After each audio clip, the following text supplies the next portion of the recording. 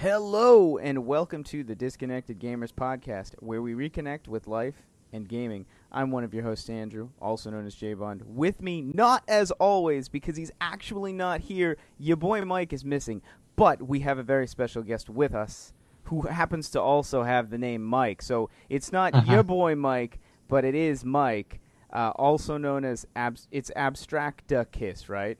Hell yeah, man. You're the only ones to get it right. Because I kept looking at it, and I'm like, is it Abstractacas, which isn't a word, but I'm like, abstract, and then, like, icus, like, just the Abstractacas. Yep. Pirate Port Radio. That's right. Pirate Port Radio. Another podcast that you can find on the internet. So, Sea of Thieves, Rare, this is their pet project. Beautiful pet project. It's like, yeah, I agree. It looks really cool. And the more that I've been watching this trailer, because obviously I was getting ready for this discussion, like, the more I'm just kind of like, I was listening to your guys' podcast, and it's like, what does happen to the guy who's walking the plank, right? Like, exactly. Like, what's the deal with the boats on the other side, and you know, how does that work? But let's do this. Let's have you tell everyone listening what Sea of Thieves is. Tell them everything within reason that you know of the game, so that they have an idea of what we're about to start talking about. Right. Well, I can say for sure that Rare's always been really secretive about whatever game they've worked on. They've always been very secretive. Sea of Thieves is no different in any way. You know, this trailer that we got at E3 that Craig Duncan came on stage and introduced was wonderful. Rare Replay was pretty cool, by the way, too. Yep, I have that. Yes, awesome game. Or 30 games, really. True. But I don't know if you noticed, before we dive too deep into Sea of Thieves, but they've been around since, I believe, 85, 86, somewhere around there. But the very first game on Rare Replay was actually made in 81. Did you notice that? I did not. It is. I forget what the game is. I want to say it's not a Tic Tac. It's one of those like really old ones. It came out in 81. Yeah. And like I said, Rare wasn't a company until 85, 86. So it's really weird to see that. It kind of threw me off. Was it like the people who became Rare made this game before they had like announced a company? Right. I want to say that's what it was. Because the two people that originally started Rare, they were two brothers. Okay. It was Tim Stamper, and I can't remember the other brother's name. I'm sorry. That's fine. But they were with Rare from the very beginning. They were the founders, the Stamper brothers, and they brought in a lot of people. A lot of the people from the original team are still there. I don't know exactly the amount, but people have come in, people have left. The Stamper brothers actually are the head of another company now called Platonic Games, if you've ever heard of that. Yes, Platonic, Ukulele. Absolutely. Ukulele. That's actually the spiritual successor to Banjo-Kazooie. That's right, exactly. Yep. So, a lot of the Stamper Brothers elements are still prevalent in Rare's games, even in the past, 10 years. Like, a lot of the 360 games are, they have Stamper Brothers stuff written on them. I mean, I know the Stamper Brothers left, I want to say it was 2007, 2006, shortly after Microsoft bought Rare out is when the Stamper Brothers left. I mean, I don't know the circumstances behind it or anything. I mean, Nobody seems to have any, I guess, hard feelings about it or anything. I mean, I don't know, I don't know the side of that kind of stuff, but Sea of Thieves looks like it's going to be awesome. Agreed. I'm going to jump into this.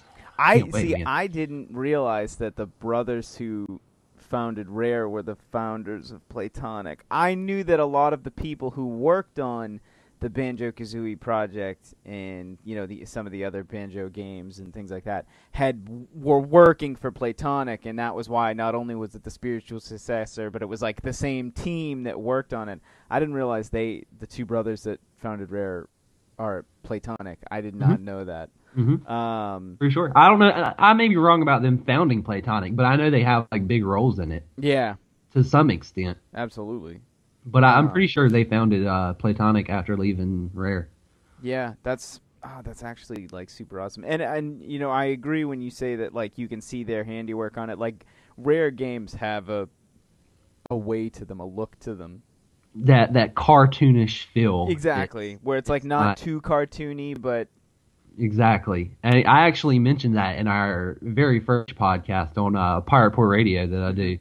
I mentioned that when I saw the trailer, like I fell in love with the game no matter what because it was pirates, and I've been obsessed with pirates for as long as I can remember. Yeah. But you know, this rare feel to it, it definitely it's going to make it. I don't know. I don't want to say that it's going to make it bad because it's not. It's just weird to see Rare being the one to make a pirate game that I've been waiting for the past like 2 decades. Right. Well, for me, it's more weird that Rare is making a game that is like it seems open world-ish, right? Like we don't know, but we don't know. That's what everything's pointing to. Yeah, like it's first person. It feels open world-ish. You know, we've got this idea that there's the open seas that you're sailing on, and maybe possibly some pirate battles. But it's weird because it seems bigger than a project Rare is normally used to. Yeah. But at the same time, not quite, because like all their games have been big in different ways. Like when you think of how many different levels that like Banjo-Kazooie, Conker's Bad Fur Day, and all the different worlds that you were traveling to, like the games were expansive in compartmentalized ways, whereas this seems like it's very big, one universe, but with a lot of people interacting with you at the same time. And, making a perfect example of, other games, I feel like Rare's been gearing up for something like this for 30 years. Yeah. Because there may be a few that don't have a pirate reference, but there's majority of Rare's games have some sort of pirate reference. Even if it's, it may not be, oh, there's a pirate on the screen, but you may see like a Jolly Roger or something that has something pirate-esque to it, Now, have you gone back and like done the research to find all the pirate examples in every game? Maybe not every game. I've got a list of all kinds of pirate references throughout. Did GoldenEye and Perfect Dark have them? I feel like GoldenEye absolutely did, but I'm sure they did. I didn't specifically look for GoldenEye, but I wouldn't put it past them. Yeah. That's like one of those things now I'm going to want to go back and play it just to see. Yeah, right. Weird that that's not on Rare Replay, though. Yeah. There I assume there are. There's a lot of pirate themed ideas in Rare's history. Yep. And most of it seems to stem from one man. And that would be Greg Mayles. Okay. He's the lead designer on all of the Banjo games, I believe. Pretty much the last, he joined in 89. Mm-hmm. Pretty much the last decade or so, if there was a lead designer on one of the games, it was probably Greg Mayles. Right. Now, he's the one you clearly can tell is in the game, in the Sea of Thieves trailer, because there's Grog Miles 98 or 89 or whatever. Yeah, Grog Miles 89. Yeah, that's a complete and total reference to him. Matter of fact, if we're going to go through the trailer, I can actually point out a lot of the names to you as to who they are. Okay. I may not know all of them off the top of my head, right. But since we are going to go through that, I can actually point out those. Yeah, I mean, I'm not I'll link the video so people can see it. Obviously, you could just go to seaofthieves.com and watch the trailer, but. I was watching it and I was like, I recognize that name, and then the rest of them I was like, I don't recognize those names. But I have to assume that it is all it's the in-house team that's working on the game. Yeah. But like I said, a lot of the pirate stuff in Rare's history stems from Greg Mayles. Mm-hmm. For whatever reason, I guess he's been fascinated with pirates as a kid, and that obviously carried over into the video games that he makes. Yeah, absolutely. Before I start talking about Rare's pirate history, what is the first game you remember from your childhood that Rare made that had a pirate in it, or at least some form of piracy? I mean, it probably would have been Banjo-Kazooie if I'm like trying to actually go back and think, because I wouldn't have been thinking about it then. I have a really, really big collection of NES games, and so I had added Slalom to my collection probably a few years back because I didn't actually I have over 100 NES games, and I didn't know that was made by Rare until I had Rare Replay, and it was in there, and I'm like, that can't be the same Slalom. Yep, now, obviously, same I don't know if there are pirate references in Slalom because I've never beat the damn game, but I would think that Banjo-Kazooie probably would have been the first one where I would have realized or made a conscious memory mark that there were pirates in the game. So Captain Blubber and Treasure Trove Cove then is Yeah, exactly. Yep. Okay. It goes back a lot further than that, actually. The first official Rare piracy would have to be K. Rool, or Cruel, whatever you want to call him. Is Captain K. Rool. He's officially Captain K. Rool in Donkey Kong Country 2. Oh, right. Oh, Donkey Kong on Super Nintendo. That first hub world is all Kremlings, and they're all pirate themed Kremlings and whatnot. But you can actually take it back further than that. I feel like Battletoads is what you're going to say next. No, okay. nothing like that. Do you remember Sid Meier's Pirates? Yes, do you remember that game? Yeah. They did a port for that. Oh. Yeah, they did a port for that on the NES, or it might have been the Super NES. But I know they did a port for that, and I want to say that's what. I don't know if Greg Mayles was there when that happened because I forget what year that was, but I know that was that first instance of it. And if Greg Mayles was there, I guess maybe his obvious affinity for pirates as a kid, and then Rare doing that basically led into Rare's ultimate obsession with pirates. And so Sid Meier's Donkey Kong Country, it actually began in Donkey Kong Country because I don't know if you noticed when you were playing Donkey Kong Country that there's a pirate ship in the distance, and every world that you complete, that pirate ship slowly becomes closer. And at the end, the last world of the first Donkey Kong Country is that pirate ship, and then in the second game, the ship has actually crashed into the island, and the first world of Donkey Kong Country 2 is you fighting the pirate ship and the actual pirate themed Kremlings and Captain K. Rool and so on. That kind of just blew my mind. Yeah. I might have to fire up. I don't think I have my I don't have all my Super Nintendo. Half of my games are in storage because I reorganized my room and never finished.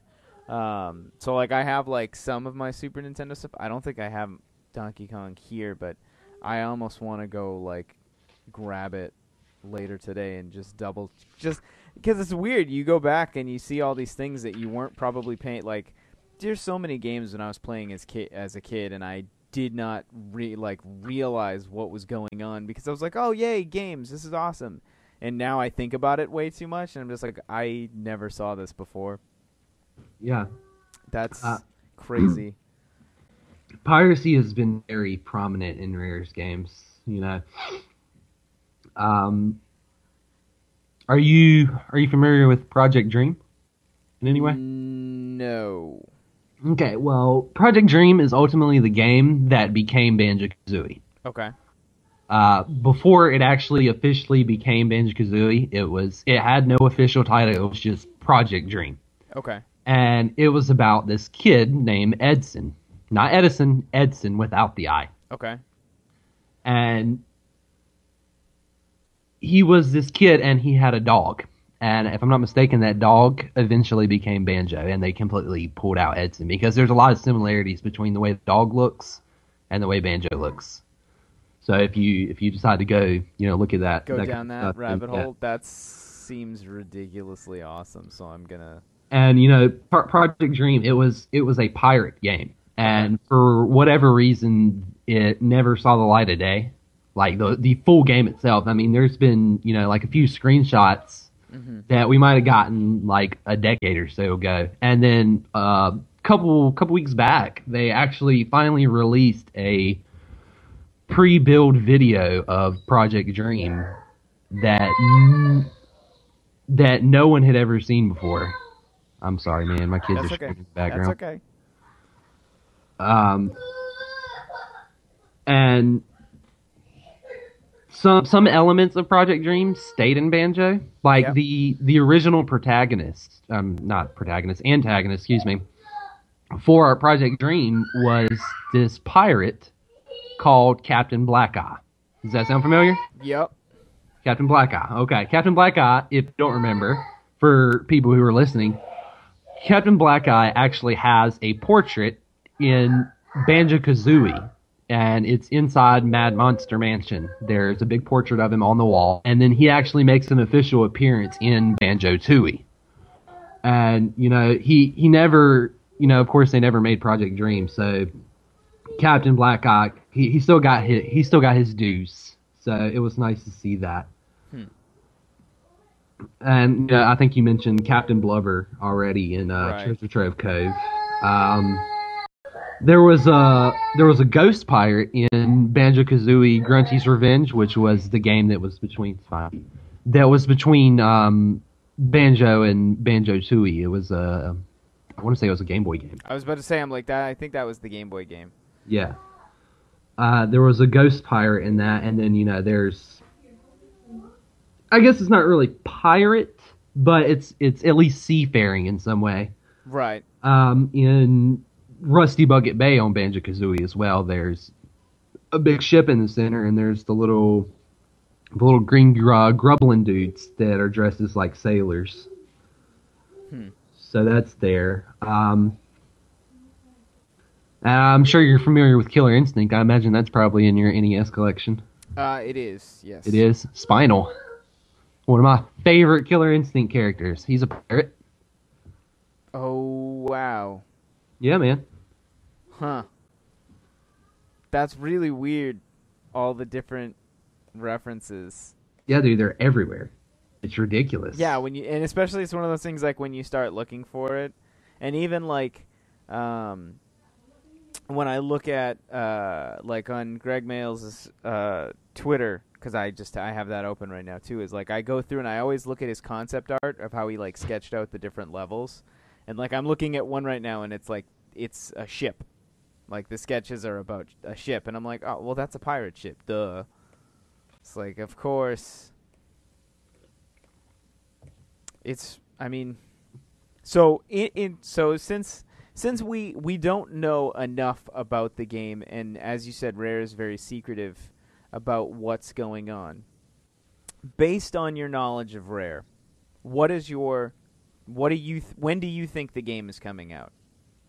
It'll be out around Talk Like a Pirate Day. It's September 19th. Oh, okay. Wow. Okay, never mind then.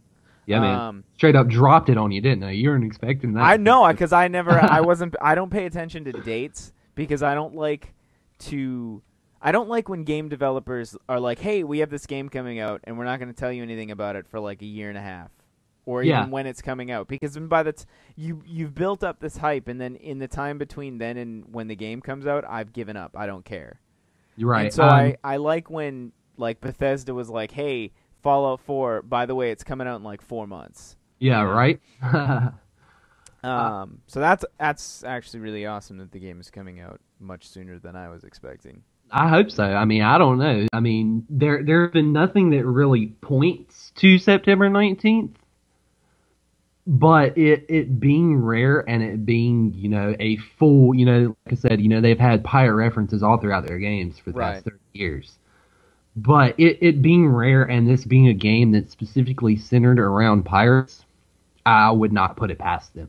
With Rare being the company they are, it's not something that's completely out of the question. It may not be exactly September 19th, but I see it being somewhere right around there. And maybe the week before or the week after or something. It just it's got Rare written all over it.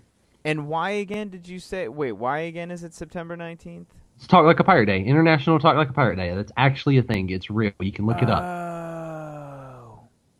No, I know. I've heard Talk Like a Pirate Day. I didn't. September 19th. 919. Why 919? Who knows? Who knows, man? Who knows?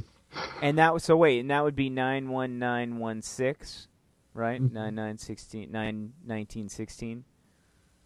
Is there something in that? It's like, right? It's like now I'm gonna sit here and be like, what's in this? Yeah, that's all you can do, man. That's all we can do is speculation. That's all I've been doing for 6 months.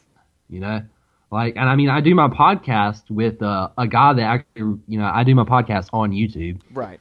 Um, the guy I do it with actually has his own channel on YouTube, specifically centered around Sea of Thieves too. So he does his own thing, but at the same time, he does like short little like 5-minute videos on concept art, and then when he talks to me for the podcast, we can go on long tangents and sit there and talk for an hour, and go into much more detail than he would be able to in his videos. Sure, absolutely. Now, I'm gonna ask you another best case scenario. More not necessarily best case scenario, but we've already talked about how we both think we're in the same boat, which is a pun. The open world, multiplayer, ships sailing. Best case scenario, what do you hope that the game gives you? Like, do you hope that it's like 4 players, you can drive ships around, you can pirate battle other people, or do you hope that it's, a mix of NPCs versus other like what are your ideal hopes for the game? From like a gameplay standpoint. I guess I might as well reference the trailer itself. If you look at the trailer, then you can see when people are on the ship, it looks as if they have each individual job is actually filled by someone. Like someone's up in the crow's nest, someone's manning the helm, someone's shooting off cannons. Exactly. So at this point, I want to say that I've only seen about 6 to 8 people on a ship. I mean, I don't know if it's more. It's rare. They're not gonna give us too much information because that's how they've always been. So what I'm really hoping for is that for it actually to me feel like it's a pirate game. There's got to be in the video like at least 6 to 8 people, so that each person can have a job and not feel completely useless and just be walking around the ship. Right. And I had mentioned a while back that I really wanted to see like large like fleet battles. I don't really know how well they can do that. It doesn't feel like it's supposed to be an MMO. It just it specifically says shared world, and there's a huge difference in MMO and shared world. Like World of Warcraft is MMO where you've got thousands and thousands of people on the same server. And you can walk around and see all those people. And if you want to go with the shared world, then you compare it to Destiny, where there's like 6 to 7 people on the map at the same time. On an instance, yeah, you're not necessarily full of. So maybe they'll settle somewhere in the middle and give us like 30 people, and then we can have like big battles up on the sea and stuff. Because from what I'm understanding now, with what little information we have, it seems like it's gonna be. It looks like it's gonna settle somewhere in the middle between the two. Right. Yeah, I see what you mean. I'm watching the video right now of like where the ship battle part is, and I keep I'm trying to count the green names as they go by, but it looks like between like 4 and 5 on each ship. Right. And maybe it'll be more, maybe it won't.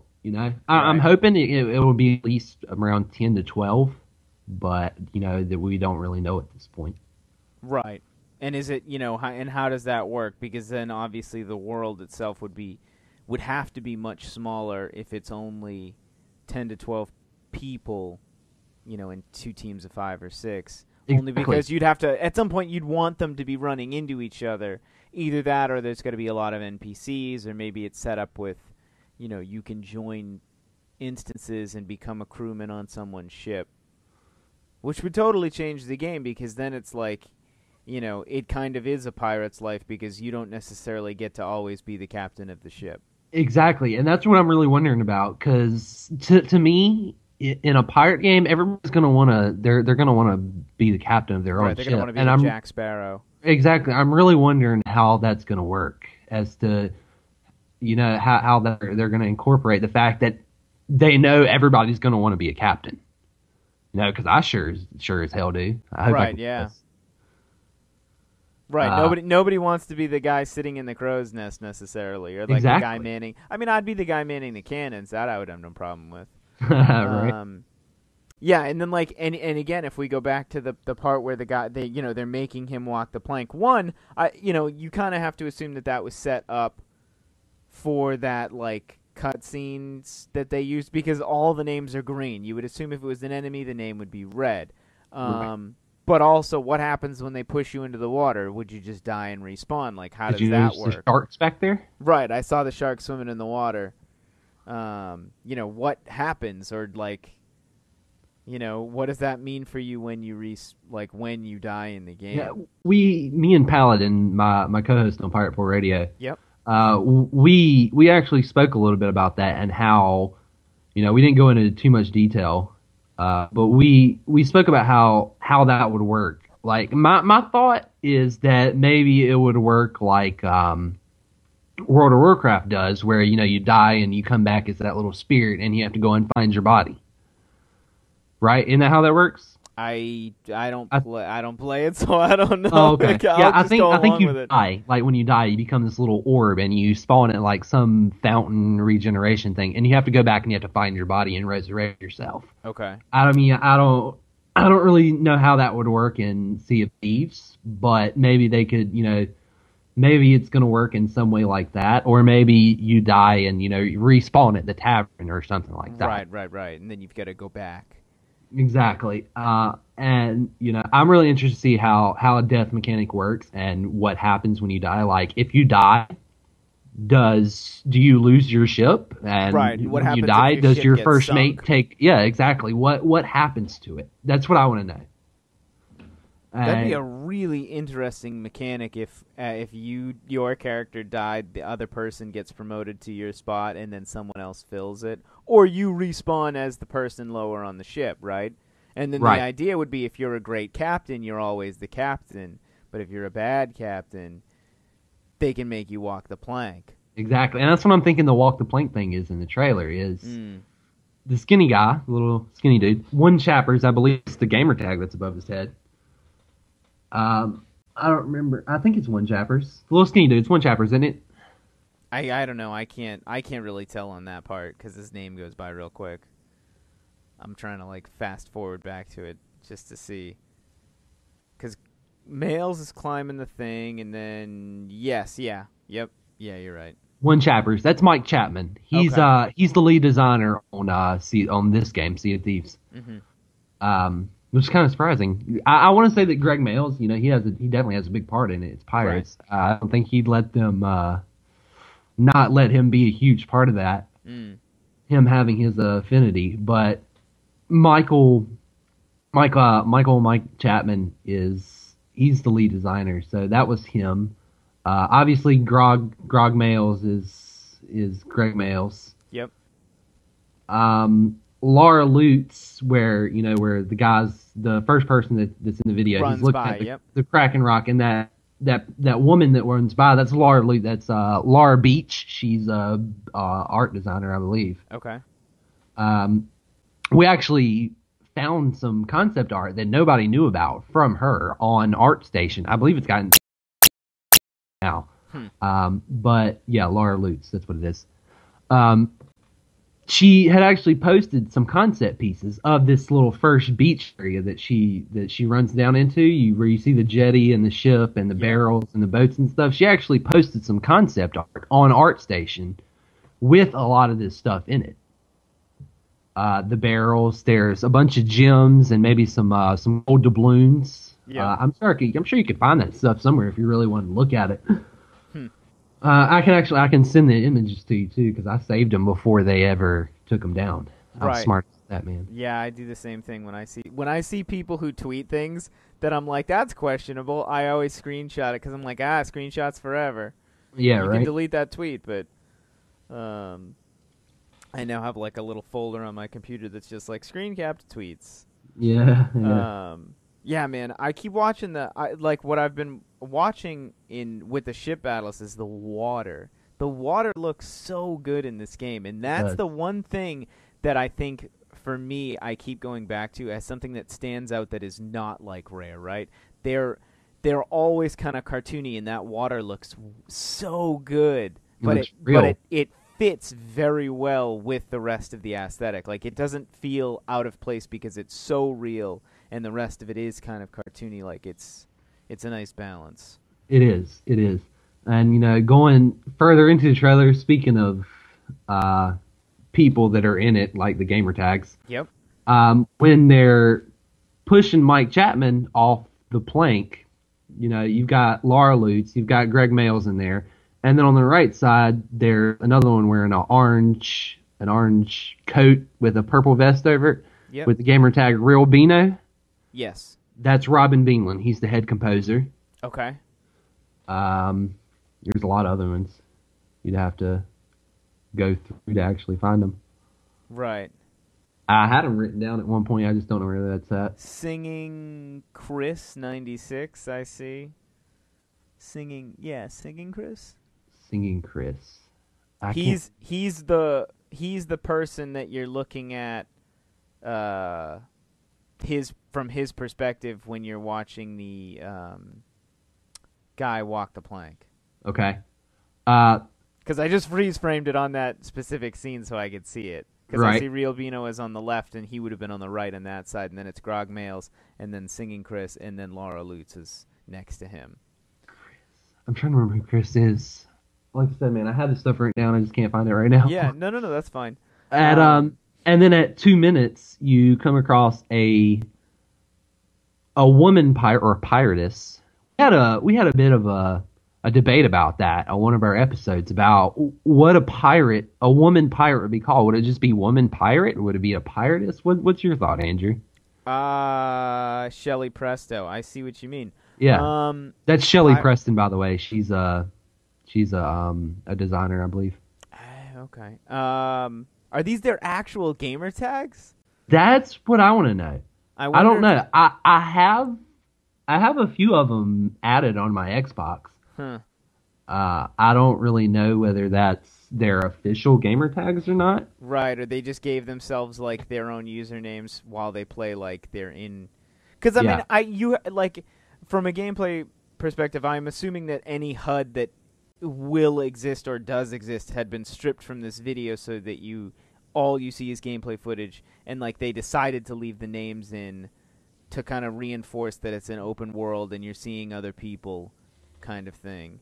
Right. That they're playable. That they're user players, not NPCs. I suppose would be the goal there. Right. But to answer your question, I guess piratess, because like you say, like waiter and waitress, actor Exactly. and actress. So like I would say piratess. Okay, that was my thought. Paladin was like, no, we're going with woman pirate or lady pirate or whatever. I don't remember exactly what he said, but I was like piratess. Yeah, That's I what think we're going to go piratess with. just has a nicer ring to it than lady Right. pirate. But that Shelley Presto, that's Shelley Preston. She and her husband actually both work at Rare together. I believe they're both sound. They're oh my god, what are they? Sound designers? No, I don't think they're sound designers. Now wait, did I just see Dread Dino or something? What was this name? He's on the right when the boat's coming crashing at them at 2:07. There's Shelley Presto in the middle, and then Dread Deno. Yes. That would be what is his name? It's cool that the skeleton is holding the lantern on the front of the ship. Yeah, that is cool. That's what I wanted to get into that too, about ship customization or customization in general. Yeah. From what it looks like, it seems like you're going to be able to at least some extent, customize a lot of stuff. Right, because like the sails on the ships were different. Right. And the figurehead, your skeleton with the lantern, that's right. A figurehead. And then, for at least the concept pieces, the the clothing looks like it's supposed to be awesome, and they released a Talk Like a Pirate Day video on September 19th last year, and they showed in the video a lot of little Easter eggs about Sea of Thieves. Nothing like big. They weren't like, oh, this is going to be in Sea of Thieves. They just kind of put little hints here and there, little tidbits. Yeah, and there was some customization to some extent. There was a piece where it looked like it was the same guy, but with like different beard styles, different hairstyles, like different hats, stuff like that. So it looks like stuff is going to, at least in the character side of it, it looks like it's going to be pretty customizable. I'm hoping that really carries over into the ship as well, because I want to be able to create my own Jolly Roger. Right. Like, because I mean, if you're going to be a captain of a ship, you got to be able to make your own Jolly Roger. You can't just pick a generic one, because then everybody's going to have the same one. Same generic ones, right? So I'm hoping that that's there to at least some extent. It may not be like extremely customizable, but I want to be able to do it to, at least some extent, so that mine doesn't look like everybody else's does. Right. Yeah. Well, that's the gripe with Destiny when they finally added the infusion of gear. Basically everyone always had the same set of weapons after like completing a raid, because those were the most powerful weapons, so everyone had the same like 10 weapons. And then It was like, finally they were like, oh, maybe we should just allow you to power up older weapons so that if someone really likes this other weapon, they can make it more powerful, so it doesn't just become redundant. Right. It's like when everyone had like everyone had the same armor sets, because that was it, and the only differentiation was, if you had a different shader. Right. Yeah, I found Dread Dino. That's Andrew Dennison. He's the software director. Ah, very cool. Yeah, at least I assume so. Yeah. Now, have you tried reaching out to Rare to see if you can get somebody on your podcast? I have a few times. I've been pushing. Just every day, send them an email. No, not every day. Guys, maybe if you want the emails to stop, just come on the show. They're at this point they keep telling me that they're not for PR, which is cool. I mean, right. I'm for it. It's whatever. You want to get the word out there before you start getting people out into the world to talk about it. Makes sense. I imagine I'll probably get more hit after E3, which is most likely when they'll drop another trailer and hopefully a release date. Makes sense. Because we have nothing but that trailer and some hints here and there, but nothing like really serious. And then there's a crap ton of concept art. I could talk about all the concept art. Right. Now, so here's a question for you. Because Rare is still owned by Microsoft, correct? Correct. And now, have been since, I believe, it's been a while. 2004 or 2005, somewhere right around there. Yeah. So is this Xbox only? It's going to be on PC as well. Okay, but not PS4? No. Okay. So Xbox One and PC. I want to say they're going to do cross-platform, too. I don't know whether that's going to work. Like the Windows 10 Xbox One thing? Yeah. Yeah. I mean, I'm not, I know a lot of people are annoyed with the Microsoft thing that they've been doing, and they're trying to push, the universal thing that the Epic Games guy gave them kind of an earful about. But it's like, if everybody eventually is going to be on Windows 10 anyways, does it really matter if the game is Windows 10 and Xbox One versus? Right. I mean, you can still use the Xbox controller. Yeah. I mean, I personally prefer to play games on console just because there's something different playing games on PC. I don't know what it is. But that's fine. I have an Xbox One, so I'm good. I just need a release date and a price. Though I imagine this will be a full $60 game. Maybe. But there's actually a job posting from a while back. I can probably pull it up. There's a job posting a while back from where it talks about retention and stuff like that. And when video game companies talk about retention, it really points to free to play things. Right. Because that was talked a lot about in Fable, which I'm sure Lionhead just got shut down, Right. or they're talking about shutting down. I don't know whether they've actually shut down or not Yeah, yet. I was gonna say it's more like Microsoft is pulling the plug, and unfortunately, that's not good for them. Right.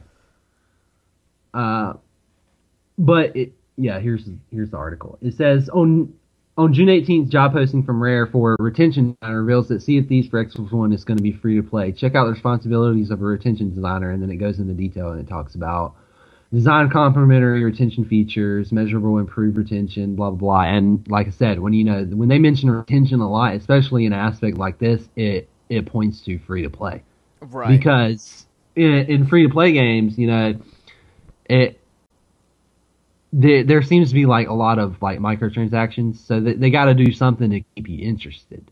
Right. But it all stems back to it being rare. It doesn't me. It doesn't seem like it's gonna be free to play.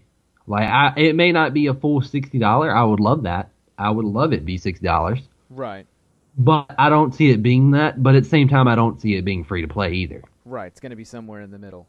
Yeah, maybe like $40, Right. somewhere like that. I mean, I don't know. We literally know nothing. Right. Yeah. I mean, my assumption is that it'll be a $60 game because it is rare. They are owned by Microsoft. Right. Microsoft, I assume, much like the way Sony works with their own studios, is probably funding a chunk of development, and they just kind of want to make sure they get that money back. Right. Exactly. I mean, it still could go that direction because Fable Legends was supposed to be free to play when it dropped. Mm. So And maybe they could also just be working that angle of how do we keep people interested in this game if it's open world. How do you grab people quickly? Maybe it's not that it's a monetary concern, but it's because this game is so different from what Rare is used to that they've got to have somebody kind of engineering a process of making sure people stay engaged in the content. exactly, yeah. Um. So concept art, man. There's been some beautiful concept art. I don't know if you're on Twitter. I don't know if you follow Captain Bones or the Sea of Thieves Twitter. I follow them, but I follow like a lot of Twitter accounts, so it depends on if it shows up in my feed. Right, yeah, I'm 'Cause constantly checking. Yeah, like I'm not always. I don't have Twitter accounts that I specifically go to like see what they say. I just kind of go to my feed and then I just scroll back for like 10 or 15 minutes, and if I see something cool, I dig into it, and if I don't, but usually what happens is that I see someone tweet something, and then I go dig like 10 levels deeper into that person's tweets, like did somebody reply to this tweet? Who replied to this tweet? And, what do they have on their Twitter account? Like, how are these people connected? Right, I totally get it.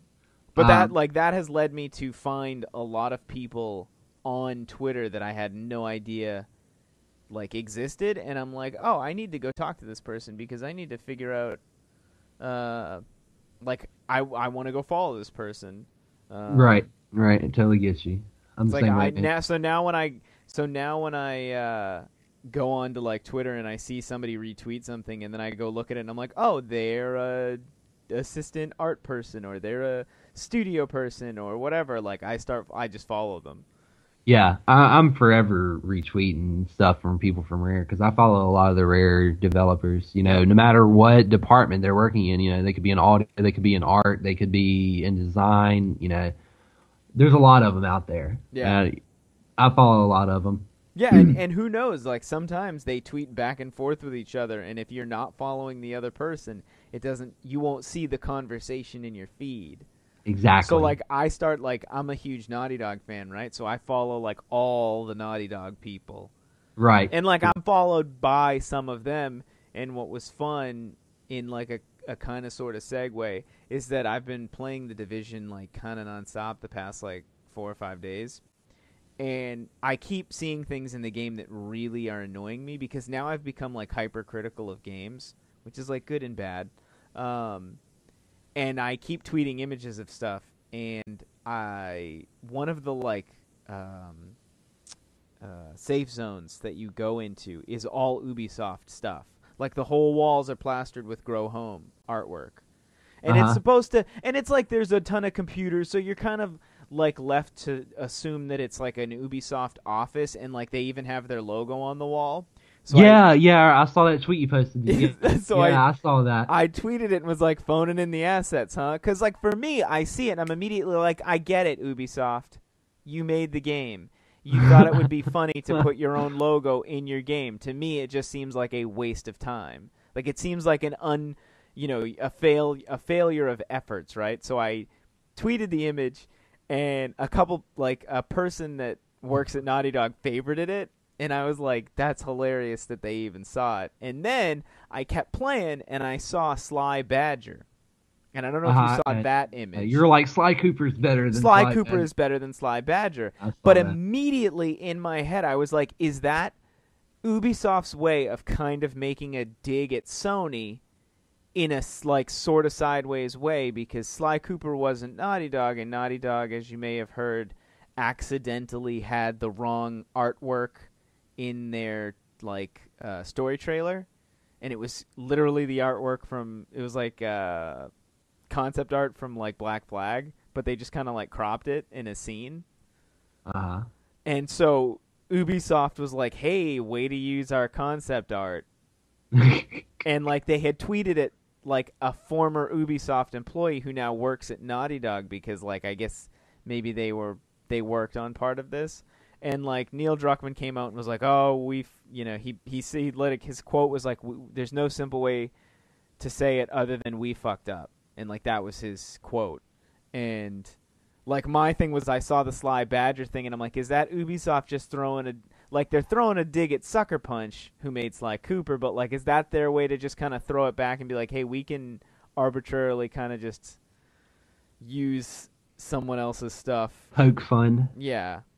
So I tweeted that, and a friend of mine who works at Sucker Punch, like he saw it, and so we were talking about that, and I was just like, that's hilarious.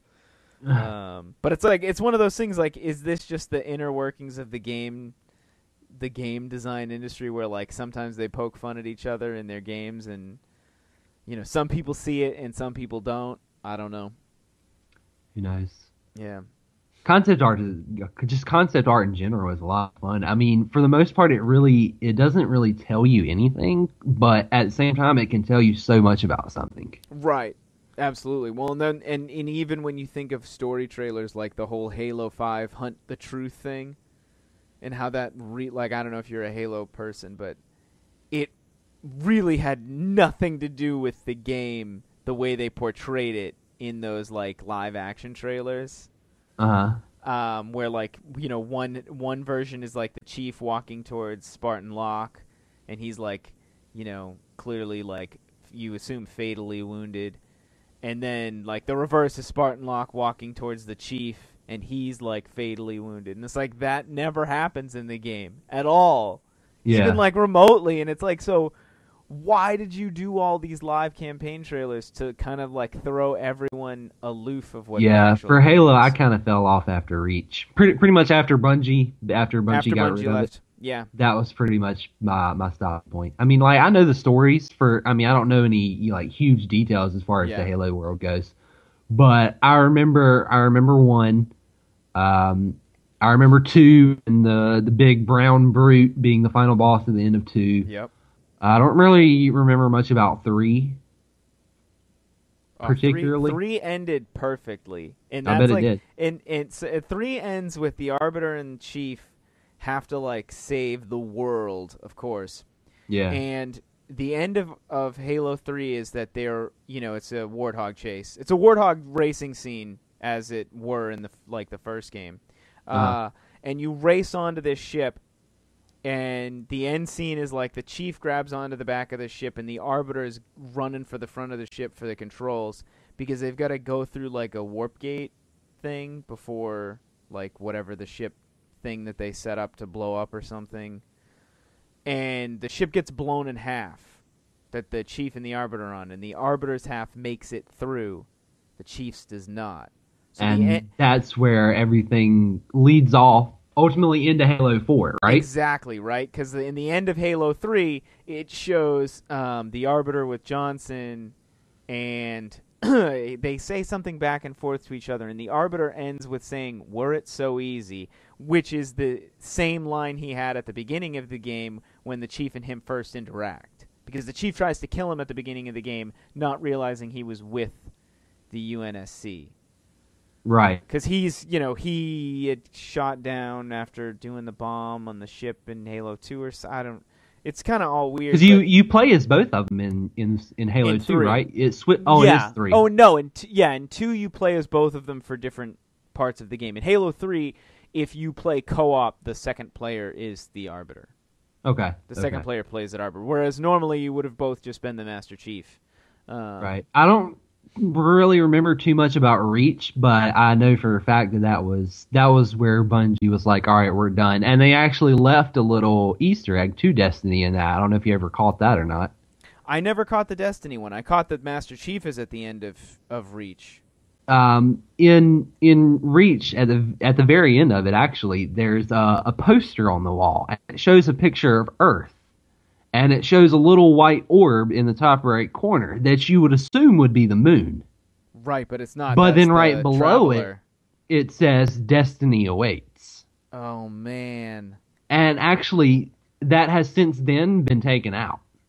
So that's not even there anymore. So that even, that makes you think even more that was clearly them saying, all right, we're moving on to our next game now. Well, I'll tell you this, and this was a story, and I'm not going to name names, but I was speaking with Bungie developers at a Bungie event that I attended a few years ago, and they said, as far as they were concerned, Halo 3 was the end, and that was where I don't remember exactly the story, but it was something to the effect of they had seen somebody had pitched this idea because they'd seen it somewhere else where, like, the character just dies, and that's it. And it's not one of those things where, like, you don't know, it's just straight up, you die. And so at the end of Halo 3, the ship gets cut in half, and the Master Chief is just floating through space in a ship with no power, no engines, no controls. And he's supposed to be dead. Right, and so his famous last words are he gets himself in a cryo station thing after putting his rifle in, like, the shelf thing on the wall. And he says to the AI Cortana, "Wake me when you need me," which kind of leaves it open-ended, but you also have to be realistic and be like, he's floating in half a ship in random part of space. Because he didn't necessarily get warped through space, and he might not be where they thought he might have been. Right, and that's what leads into 4, isn't it? Is the fact that he's missing. And they're still looking for him, and somehow they find the ship. Right, and then that's what leads into 5 with Locke, and Locke's like, this asshole is a piece of crap, where he's a fugitive, and we're going to go find his ass and kill him. So it's ultimately... Yeah, kind of, sort of like, it's not quite that simple, but yes. Really should. I need to go back and play them all. I need to get the Master Chief Collection. Just don't get the Master Chief Collection hoping that you'll play a lot of games online. The matchmaking is still broken. Yeah, I've never been much of a fan of multiplayer for Halo, at least. Yeah, but yeah, playing 1 through 4, and then playing 5 was interesting, and I didn't like where 343 took the story of 4, and not shockingly, I wasn't super thrilled with 5. I thought it ended super abruptly, and I don't like that they made the Master Chief so human, because, like, his whole thing is that he's not really very human. Like, he is a super soldier. He is this kind of cold-hearted, just gets the job done, and, like, the more you play the game in the 343 era, he becomes so human that I'm just like, this isn't who he is. This is not Spartan 117. Yeah, like, he was not, he was not designed for this. And it's like, and the other Spartans that came after his Spartan program in the lore and in the books and stuff, they are more human versions. They are less perfect versions of him, because he's the only one left of his Spartan program at all, right? Right. And so, like, there's this kind of battle of heart and mind between, like, the new Spartans that are chasing after the Chief, and the Chief plus the he's got 3 Spartans with him as well. But they are like from like the second Spartan program, so like they're as close to him as he can get. They can like be. he's done everything with them, and all these years because of like being in cryosleep and being woken up when he needs to fight, and it's like it's weird that like the chief has just been like around for all this stuff, and it's because like they woke him up in Halo 1 because they needed him, so who knows how long he'd been asleep up until that point.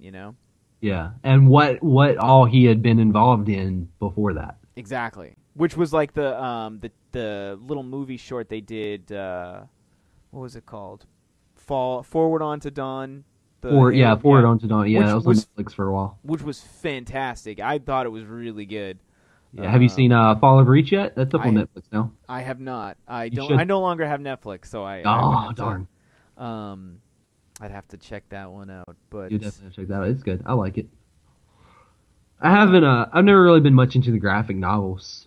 No, I never was either. They're not graphic novels, but they're novels. Yeah, well, exactly. They're more like legit long form books. No, I think I tried to read like one of them, but then I have a friend who really loves them, so like he just kind of gave me the 411, and I didn't have to do any of the like heavy lifting on that. Right. I mean, you get some. Not much, but you get some information from the games about the books, like the Flood. You fight the Flood, and I think almost every single one of them.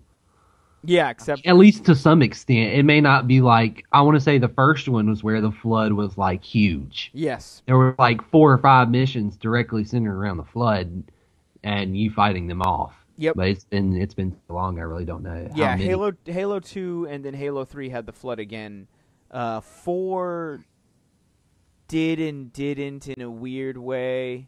It had like and that's the thing, right? Like Halo 4 and Halo 5 kind of had their own, like it's not the Flood, but it's just like the same kind of thing. But it's just I don't know. 5 is weird. It introduces things that like existed in the lore but never in the game, so some people I think would be lost. Whereas I think other people would be like, "Oh, this totally fits." Like even one of the like kind of secondary characters in the game, I only knew who he was because I had watched the Forward Unto Dawn movie, and I'm like, that's the dude. I was like, he's the guy from the thing in the other thing that was in the movie, and I never would have known that because I wouldn't have paid enough attention to any kind of. That's the lore. That's why Halo is one of the greatest game franchises, and it's still going as strong as it is, even if Bungie's not making it anymore. It's the lore behind it, and all the amazing stories that are behind it, it makes Halo such an amazing franchise. Yeah. And that's what I'm hoping. I'm going back to Sea of Thieves again. Yeah.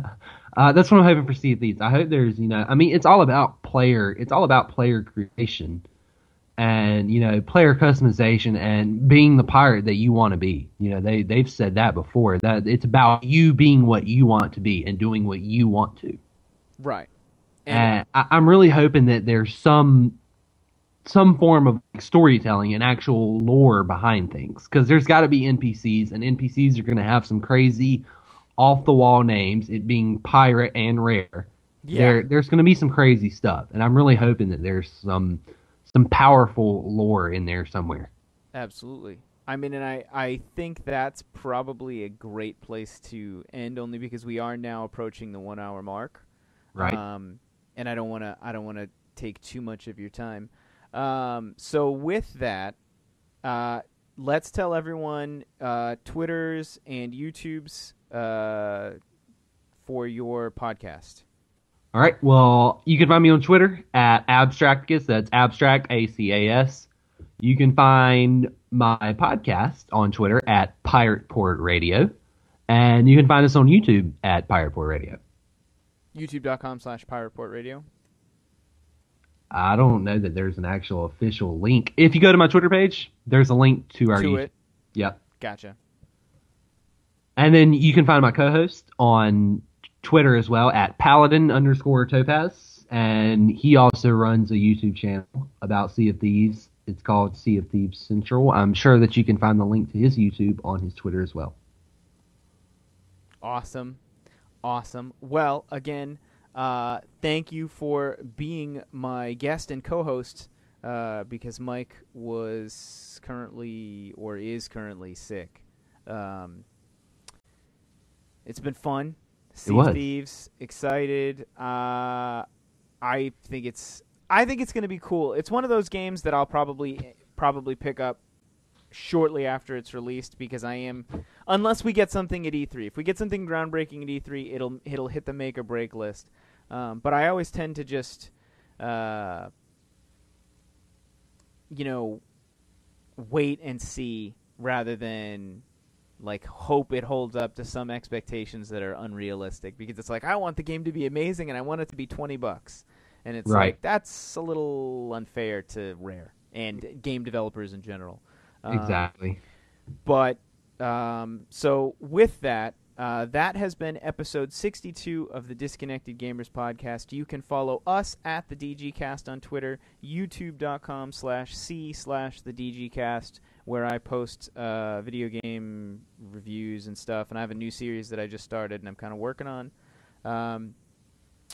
And that'll be it. Again, Mike, thank you so much for being my... I'm trying to think of like what's a pirate sidekick. First mate. Thank you for being my first mate on episode 62 of the Disconnected Gamers podcast. And as always, we will catch you all on the flip. Later, guys. You can edit that out if you want to. No, Say bye. It's great. See ya, everybody.